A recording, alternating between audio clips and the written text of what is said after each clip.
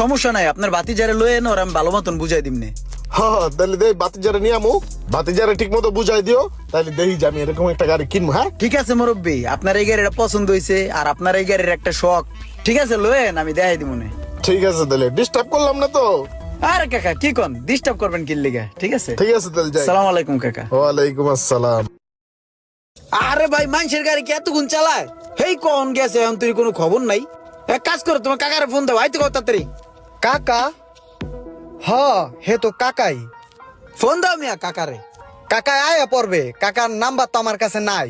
তোমার আপন কাকার নাম্বার তোমার কাছে নাই, এটা কোনো কথা বলো মিয়া? ফোন দাও। হে তো আমার আপন কাকা না। আপন কাকা না মানে? তাহলে তোমার কোন কাকা এটা?